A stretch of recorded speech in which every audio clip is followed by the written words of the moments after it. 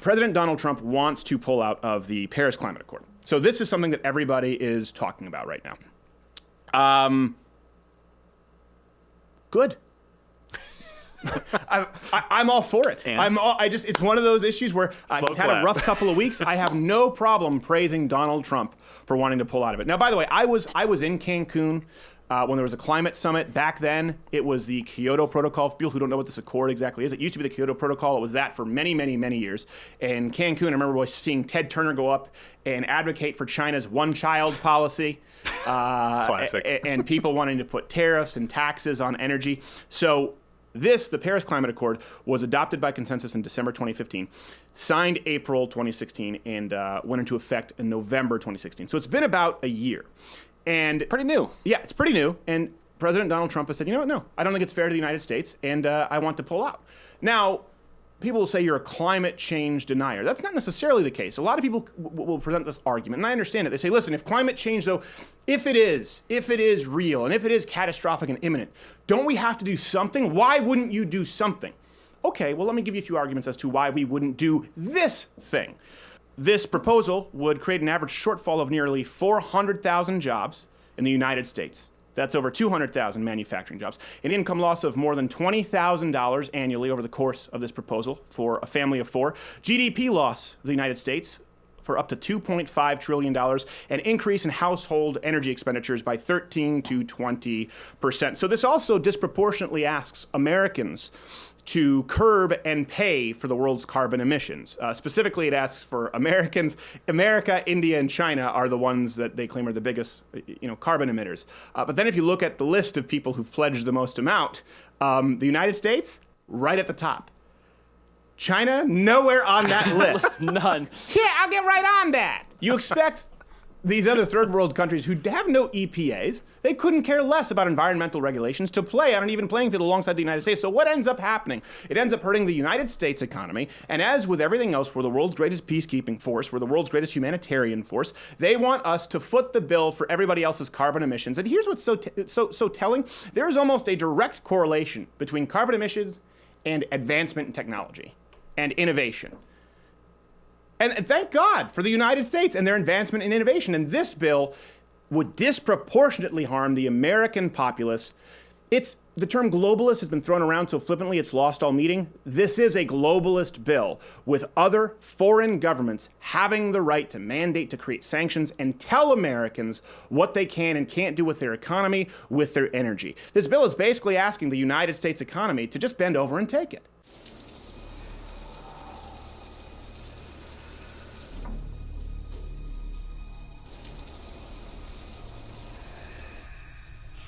Oui, oui, ha ha.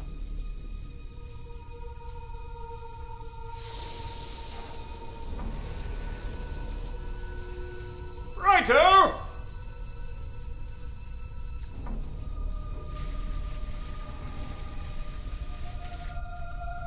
Me feel horny.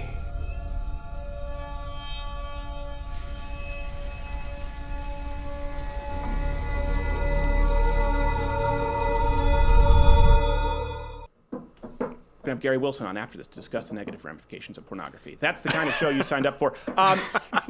What we're talking, I was watching CNN this morning, and they were talking about green energy jobs.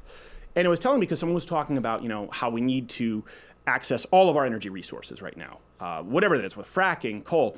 And someone on there, I don't know who it was a DNC strategist, something like, I think Elizabeth Granholm was on there as well. And they said, well, you know what, this is a lie from President Trump. He's promising to bring back jobs he couldn't possibly. Coal, there aren't enough coal jobs. Most jobs have gone to green energy, to solar, to wind. Well, no crap, stupid. We had a president who put moratoriums, who said he had no problem with putting the coal industry out of business while simultaneously subsidizing green energy, renewable energy that doesn't work. Solyndra. And by the way, is opposed by Democrats because Ted Kennedy didn't want to have windmills outside of his country home. So yeah, it's remarkable how many jobs will be lost in a sector that you cripple through government intervention while simultaneously using our tax dollars to pay for other sources of energy regardless of market. Well, in Germany, the government decided to force the economy into green, renewable forms of energy. Solar, wind, what happened? Well, guess what? If there's not enough solar power, if there's not enough wind power, they don't have giant generators. So they can harness this power and keep it for a long time, for an entire country, for entire cities. So what they would have is they would have droughts when they didn't have enough wind or solar. And then when they would have a surplus of wind or solar, they would have to sell their energy at negative price points where they were actually losing money. It is incredibly unreliable. Oh, and by the way, their carbon emissions are still up. Surprise! We know the negative effects that this specific bill would have on the United States. That's why America first, by the way, doesn't mean America by its lonesome. Someone in the Trump campaign actually said that recently. I thought that's a good way to put it. Yeah, sure. But we're not a global community. That's just not accurate. We still are a world with borders and countries, and you do need to look out for your own country's best. You don't think China is? There's a reason they haven't pledged anything. It's not because you caught them at the wrong time right after the Jerry Lewis telethon, okay? You shake them down, you're gonna find some yen coming out of their pockets. They're that crappy friend who owes you money and just never gets around to it. It's like, oh yeah, I'll get you back next time. I get paid Friday. Next See you time. Saturday, right? You're breaking my balls. So let's get into the negative consequences not for the United States. Well, in the first world, it's inconvenient. In the third world, it can be deadly. 15% of the world's population, that's 1.2 billion people, still have no access to electricity at all. And they have no capability of getting it through green energy. Sorry, rich, white, privileged, gender studies feminist who wants to change quantum physics because it's oppressive. These people, these over 1 billion people in the world, just need energy to not die, and they can't do it with your Don Quixote windmills. Send them a Tesla. Yeah, send them a Tesla. It's subsidized as well. That's living. I was in Cancun. Like I said, we went to the actual villages in Cancun to see how people lived. We got out of the resorts. There was Copenhagen, Cancun, I don't know if it was Paris. They just had a recent summit at NYU. They always go to the cool cities, right? So It's not like they're going to the worst area of Tijuana to meet about climate change. Like we need to see how these places have been ravaged. No, we're going to a Cancun resort. Support the people. Yeah. So we went to a village and we saw, there was a person there who would work all week just to have enough energy, just to have enough fuel to light a fire so that they could heat a can of beans on a dirt floor in their house over an ironing board over a trash can. You think they can afford doubling your energy prices? It's something that a lot of people forget about. Something else, production of biofuels. Rich white guilt. Seems really good. It's actually led to at least 192,000 additional deaths the last time we ran these numbers in 2010. Because the crop is not being used to produce food, but energy because of government mandates. By the way, energy that often is not super efficient. So if you look at the worst estimates from the World Health Organization, they estimate that 141,000 people die annually because of man-made climate change. And that's a very generous estimate. So even if you just add the numbers, more people are dying in the third world because you are preventing them from having their own industrial revolution. Think about that. If there was some other foreign government who told the United States, no, you cannot have the industrial revolution. If they said, sorry, Mr. Ford, no automobile. Sorry, no internet.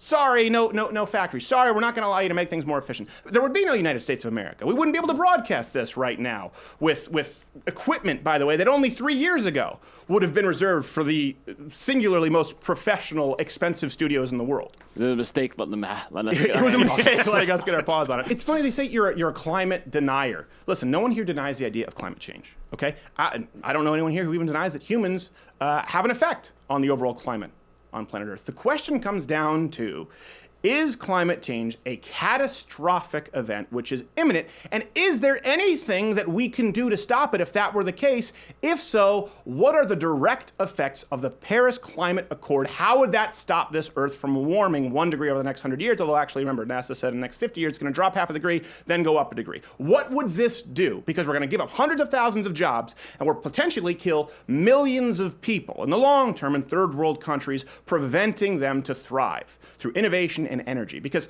paying an extra, 2-3-fold for your gas, for your groceries, for anything that requires energy or transportation here in the first world, yeah, it's cost prohibitive, it's annoying, it's inconvenient, it will plunge people into the depths of extreme poverty, kind of like you see with Venezuela, but it's not deadly. In the third world, it kills people.